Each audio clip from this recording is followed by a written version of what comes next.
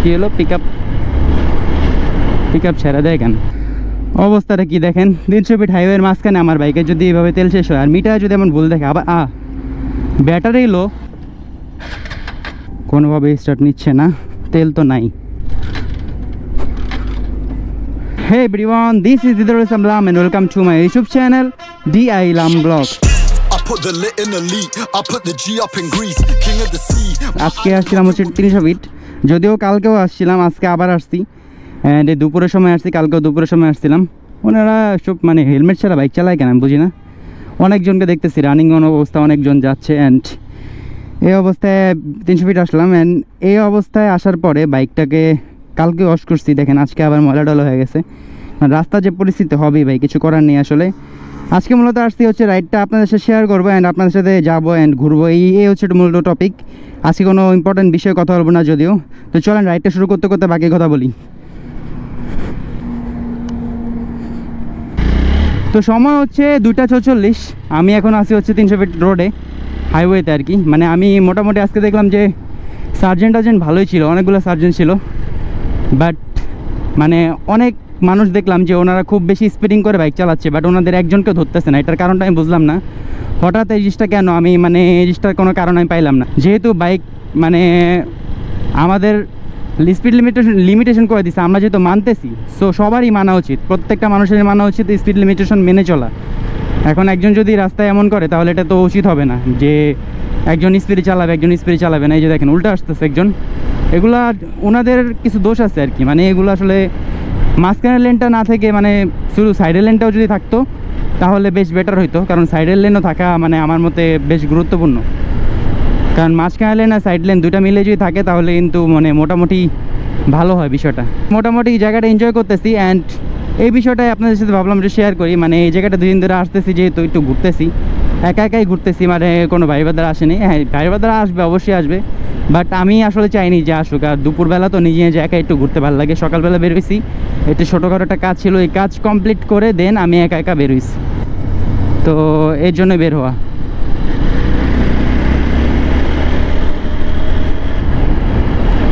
অবশ্যই 60 লিমিটে চালাচ্ছি, মানে এটা সবাই আপনারাও মেনটেন করবেন, 60-তে অবশ্যই চালাবেন। 60 কী হলো, বাইক মনে হচ্ছে একটু ধাক্কা দিল, কী হলো, পিকআপ ছেড়ে দেয় কেন?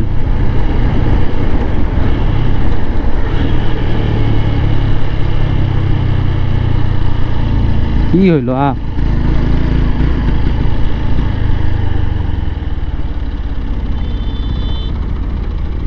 বুঝলাম না তো, বাইক থামতেছে কেন?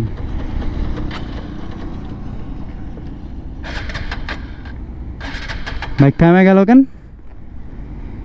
অলরেডি কিন্তু যে 2 দাগ আছে দেখছেন, মিটারে কিন্তু 2 দাগ শো করতেছে, বাট এটা কেন আমি বুঝলাম না তো।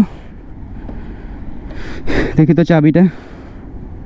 চাবি তো উপরেই আস, ফুলে আস, সরি রিজার্ভই দেওয়া, মানে রিজার্ভে আমি দিয়েছিলাম হচ্ছে কালকে আর কি।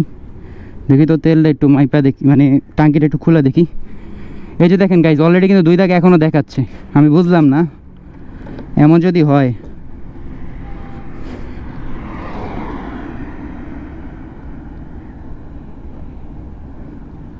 বাইকে তো তেল দেখা মানে সাউন্ড হচ্ছে না কোনো, আমি বুঝলাম না।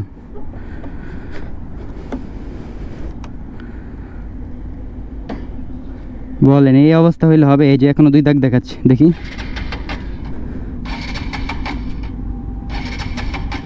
কোনোভাবে স্টার্ট নিচ্ছে না, তেল তো নাই। অবস্থাটা কি দেখেন, 300 ফিট হাইওয়ের মাঝখানে আমার বাইকে যদি এভাবে তেল শেষ হয় আর মিটার যদি এমন ভুল দেখে, আবার ব্যাটারি লো,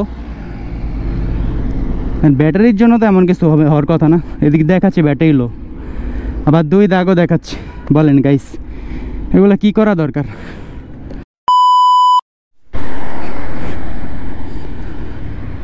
হ্যাঁ অবশেষে একটা লোক মানে একটু হেল্প করলো, উনি তেলটা দিয়ে গেছে, একটুখানি তেল দিছে যদিও, মানে আমি বের হতে পারবো এখান থেকে, বের হয়ে পরে তেল নিয়ে পারবো।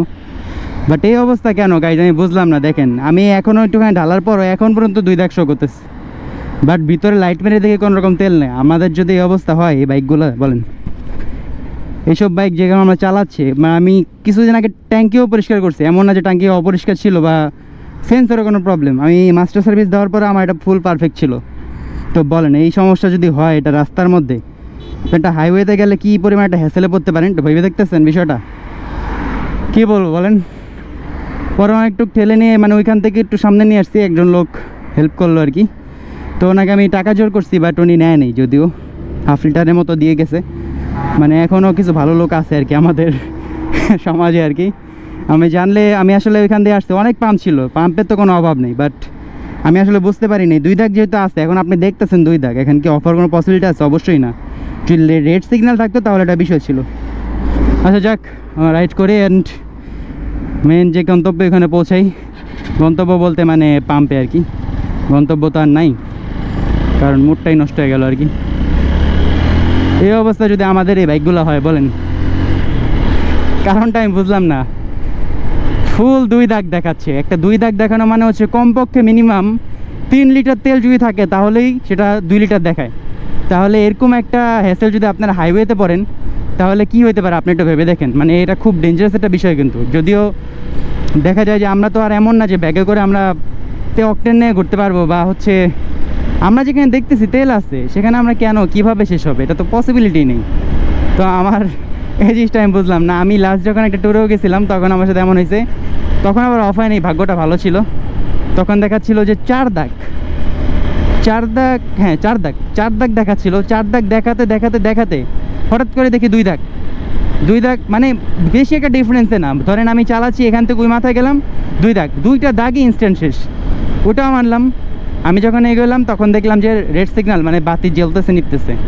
এই সমস্যাটা আমি আগেও ভুগছি। অ্যান্ড হঠাৎ করে দেখি রিজার্ভে এসে পড়ছে। মানে 4 দাগ কোনো দিন রিজার্ভে থাকে না, সর্বোচ্চ 2 দাগের মতোই মেবি দেখায় রিজার্ভে। তাহলে 2 দাগ হঠাৎ করে নাই হয়ে গেছে, আর 2 দাগ রিজার্ভে দেখেছে। তো ওই সময় আমার রিজার্ভে ছিল, যার কারণে আমি বাঁচতে মানে সমস্যা নেই কোনো। বাট এখন তো আমার রিজার্ভে ছিল না, বাট কারণ ছিল যে আমি যখন বেরোইছি কালকেই মেবি, হ্যাঁ কালকে তো মেবি শেষ হলো, বাট বেশি একটা চালানো হয় নাই। বাট তেলটাও মেবি বেশি খাইছে কোনো একটা কারণে, বা তেল কোনো একটা খারাপ ঢুকলো এমনটা হতে পারে। বাট হঠাৎ করে রাস্তা অফ হয়ে যাবে এটা আমি কল্পনা করিনি। আমি যদি জানতাম তাহলে তো আমার এখানে পাম্পের অভাবই নেই ভাই। পাম্প থেকে আমি পাম্পের সামনে দিয়ে আসতেছে, আমার এখান থেকে তেল বললে ইজিলি ভরা যায়, কোনো রকম সমস্যা নেই। বাট একটা আছে। আচ্ছা যাক, এসব কথা বাদ দিই। হোপ রাখতেছি আজকে ভিডিওটা এতটুকু রাখি। আজকে আর মানে ভিডিওটা বাড়াবো না, ভিডিওটা বেশি বড়ও করবো না। হোপ রাখতেছি আমার এই শর্ট ভিডিওটা ভালো লাগছে, আর ভালো লাগবেই না কেন, কারণ রাস্তার মধ্যে আমি এত কষ্ট করছি আপনাদের জন্য। আপনাদের ভিডিওটা আমি অফ করি না, আপনাদের ভিডিও আমি রানিং করছি আপনাদের জন্য শুধুমাত্র। অ্যান্ড আপনারা দেখবেন বলে, আপনাদের যেহেতু আমি সব কিছু জানি, আমার ডেইলি লাইফে সব বিষয়গুলো আপনাদের কাছে শেয়ার করি।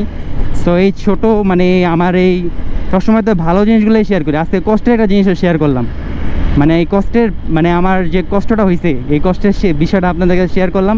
তাহলে আজকে ভিডিওটা এই পর্যন্ত রাখি। হোপ রাখতেছি ভিডিওটা খারাপ লাগছে বা ভালো লাগছে, যার যেমন লাগছে জানাবেন অবশ্যই। আর হোপ রাখতেছি ভিডিওটা ভালো যদি খারাপ যদি লেগে থাকে তাহলে অবশ্যই কমেন্টে জানাবেন, এবং ভালো যদি লেগে থাকে তাহলে অবশ্যই তাও কমেন্টে জানাবেন। টেক কেয়ার, আল্লাহ হাফিজ। I put the lit in the lead, I put the G up in Greece.